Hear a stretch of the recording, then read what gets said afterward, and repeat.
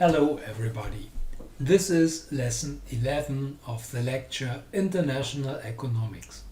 I will discuss slide 210 to 227 of chapter 1 International Trade.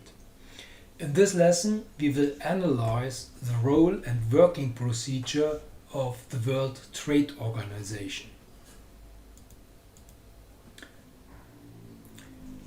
Before we start, let's consider why an institution like the World Trade Organization could be useful. Without a contractual solution, there is always the risk that the decision about the trade regime between two countries will result in the uncooperative solution of a prisoner's dilemma. This decision matrix describes in an idealized form the logic of such a situation. If both countries, country A and country B, practice free trade, both can profit from the gains of trade. Therefore, the symbolic payment of the matrix is 10 for both countries if they choose the decision free trade. However, if, let's say, country A decides for protectionism and country B stays with free trade, the advantage for country A will grow above that under free trade. One reason for this could be revenues from an optimal import tariff, as we have seen in section 1.3.2.1. Therefore, the symbolic payment for country A in this decision matrix is 20 in case it chooses protectionism while the other country stays with free trade.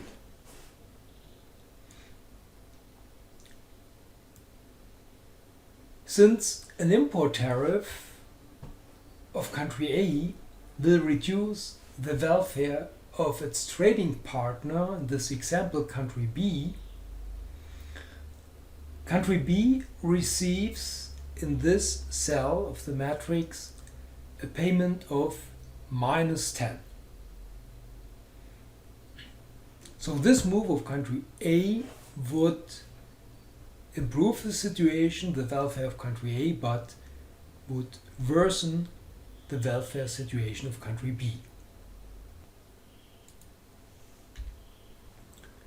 Since this incentive structure applies to both countries, the same payment structure is given in this lower cell here.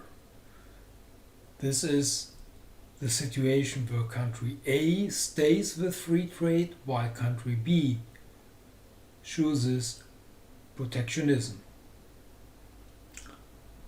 As a result, the decision for free trade is not stable in such a situation. Both countries have an incentive to opt for protectionism, since their payment is larger in this case, if the other country stays with free trade. However, in this case, the gains from trade get lost, so that both countries receive only very low returns, expressed in the right hand lower cell with symbolic payments of -5 for both countries. Both chose protectionism. We end up in this lower right hand cell. Both countries will receive a negative payment. The problem with this incentive structure is that the lower right hand cell is stable. If you start with free trade, country A has an incentive to move to protectionism, and country B has an incentive to move to protectionism. If both countries are now stuck in this cell, there is no incentive to move backwards. So this unfortunate situation is stable, while free trade is not stable. In the language of game theory, the lower right-hand cell represents a so-called Nash equilibrium. In order to overcome this dilemma, closing a contract could be a solution which stabilizes the free trade solution. The World Trade Organization now is an international institution that controls the compliance to such treaties. The World Trade Organization can allow for a penalization of countries that deviate from their free trade obligation. This way, it can reduce the payments that countries achieve by protectionist behavior. If the reduction is strong enough, the choice for free trade becomes a stable equilibrium, a Nash equilibrium, in fact. This is revealed in this new decision matrix by the negative payment of 12, which is imposed should country A or B choose protectionism. As a result, the net payment of the decision protectionism is now smaller than the net payment in case both countries choose free trade. In this sense, the WTO represents a contract solution to such a prisoner's dilemma. In this situation, protectionism would not be of advantage for country A because the payment is only 8, while free trade would result in a payment of 10. And the same holds for country B. Protectionism would result in a net payment of 8, while free trade results in a net payment of 10. As a result, this upper left-hand cell is now a stable Nash equilibrium. So the World Trade Organization helps countries to commit themselves to free trade, like the mythological Odysseus committed himself to the mast of his ship in order to resist the temptations of the sirens.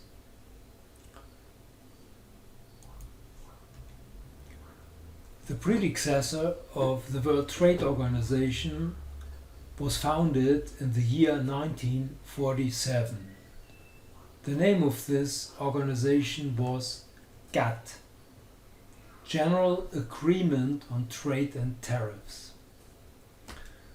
The reason for the foundation of the GATT was the steady decline in world trade between 1930 and 1945.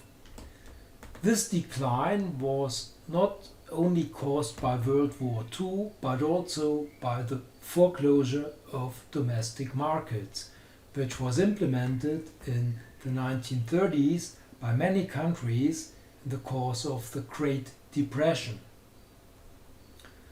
The Smoot-Hawley Act, for example, became law in the United States in the year 1930. It raised import tariffs of the USA to an average of 59%. In Germany and other European countries, there have been similar developments based on government foreign exchange controls. which act de facto like an import tariff. Initially, the victorious states after World War II intended the foundation of the so-called International Trade Organization, similar as the International Monetary Fund or the World Bank. However, this was delayed for political reasons. Therefore, 23 states temporarily agreed on the General Agreement on Trade and Tariffs, which then remained in force for 41 years.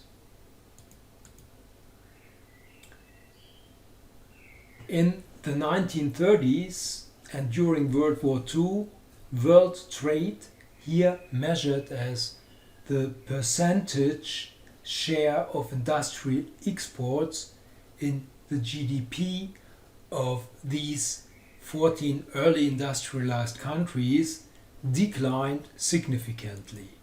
We compare this level of industrial imports in percent of GDP with this level.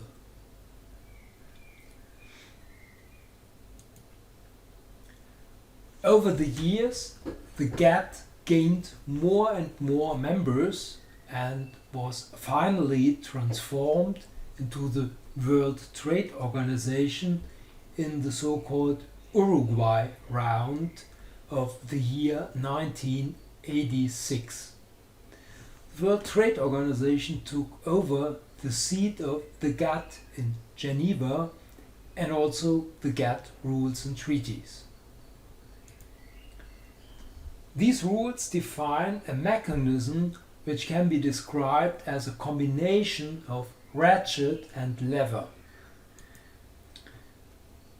The principle of bound tariffs acts as a ratchet. If a tariff is established by a World Trade Organization contract, a country is not allowed to increase this tariff evermore. Quantitative import quotas are in general fixed, but may be temporarily increased. Export subsidies are generally prohibited, with the exception of agricultural subsidies. Permanent trading rounds, then, which try to reduce trade barriers, serve as the lever.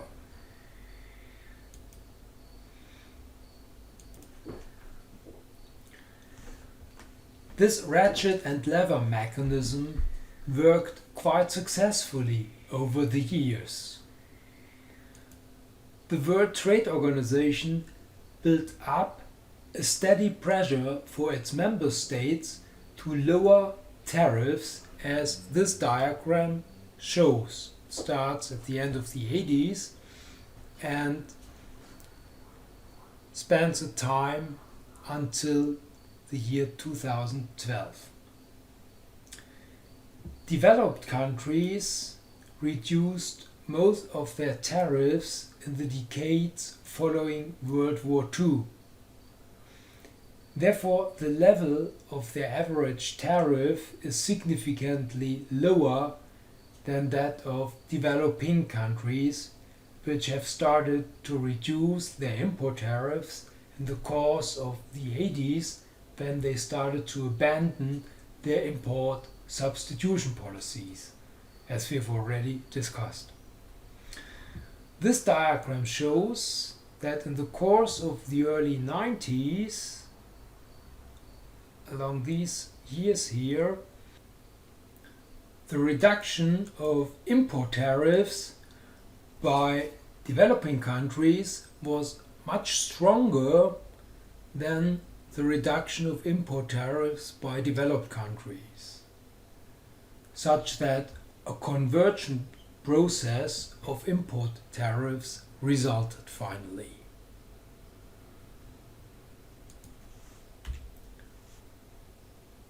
Eight trading rounds have been organized by GATT and World Trade Organization so far. The duration of a trading round has grown from roughly 7 months to more than 6 years meanwhile, which is also due to the fact that instead of 23 member countries in the beginning, now 141 countries are involved in such trading rounds. The first 5 trading rounds were almost pure tariff reduction rounds. In the following rounds, more difficult, complex issues were tackled, such as dumping, non-tariff trade barriers, or property rights. The Uruguay round, which started in September 1986, can be split up into 2 parts. First, trade reform. Reduction of average import tariffs from 6.3% to 3.9%, 36% reduction in agricultural subsidies, the conversion of agricultural import quotas into equivalent import tariffs, the abolition of the multi-fiber arrangement on import of textiles over a period of 10 years. The latter resulted in a large increase of textile imports from China and other Asian countries in many industrialized countries in the so-called Northeast. Second part of the Uruguay round was concerned with organizational reforms. Most important of these reforms had been the transition from the GATT to the World Trade Organization. Then the extension of the purview of the WTO from trade in goods to trade in services like finance, insurance, consulting and transport was determined. Also, the extension of the purview of the WTO to trade with property rights was concluded. Finally, the so-called dispute settlement mechanism was established. Since then, conflicting countries can invoke the WTO court for a decision. The working principle of the WTO court is, in case of a violation of World Trade Organization rules, the disadvantaged party is entitled to retaliation.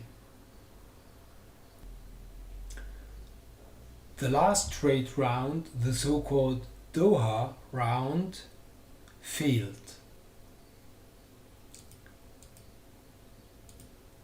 The main objective of the Doha round was trade facilitation for agricultural and industrial goods, services, and intellectual property rights.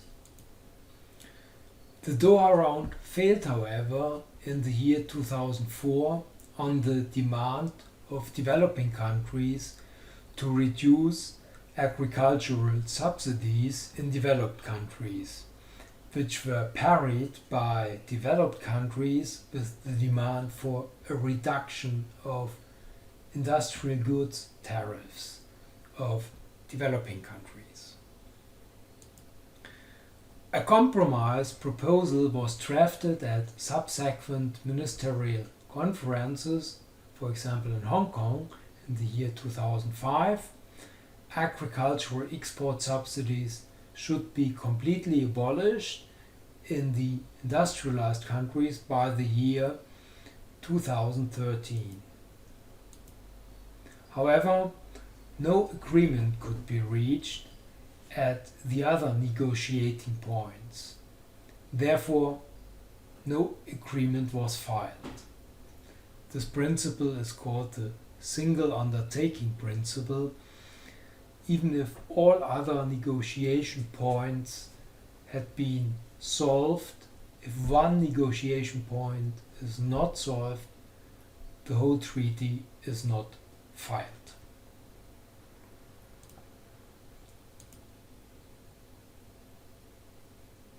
There are still efforts at ministerial conferences to revive the Doha round and reach a final conclusion.